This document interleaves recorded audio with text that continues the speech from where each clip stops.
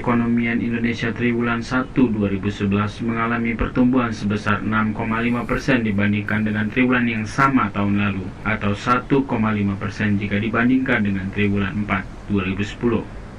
Pertumbuhan tersebut didorong oleh kenaikan indeks di berbagai sektor, terutama pertanian yang menyumbang angka 18,1% kenaikan terhadap triwulan 4 2010. Sedangkan sektor transportasi dan komunikasi mencatatkan angka pertumbuhan 13,8% dibandingkan triwulan 1 2010. Kepala Badan Pusat Statistik, Rusman Heriawan mengungkapkan kenaikan pada sektor pertanian karena ekspektasi adanya panen raya di awal tahun ini. BPS juga mencatat produk domestik bruto Indonesia triwulan 1 2011 tercatat sebesar 1.732,3 triliun rupiah.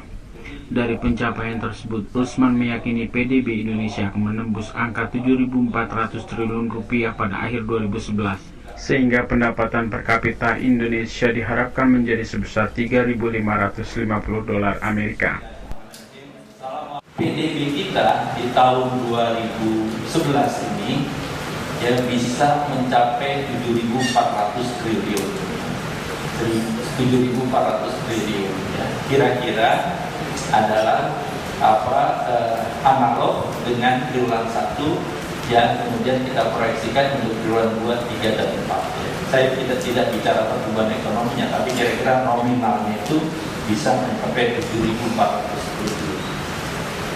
Kemudian ya, kalau penduduk kita itu jumlahnya 241 juta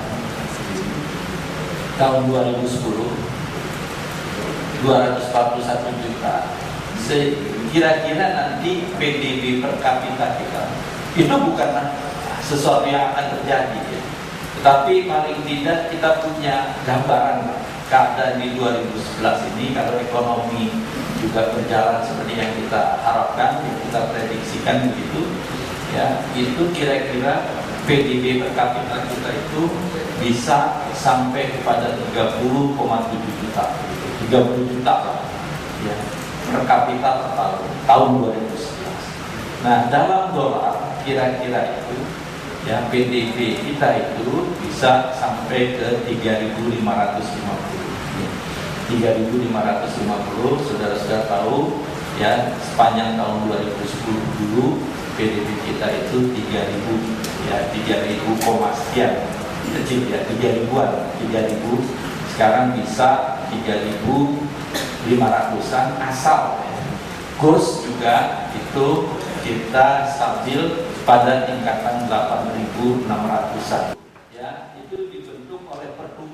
Sementara itu, penyumbang angka PDB terbesar menurut wilayah masih dipegang Jawa sebesar 57,9%, kemudian disusul oleh Sumatera 23,5%, Kalimantan sebesar 9,2%, Sulawesi sebesar 4,6%, Bali dan Nusa Tenggara sebesar 2,5%, Maluku dan Papua sebesar 2,3%.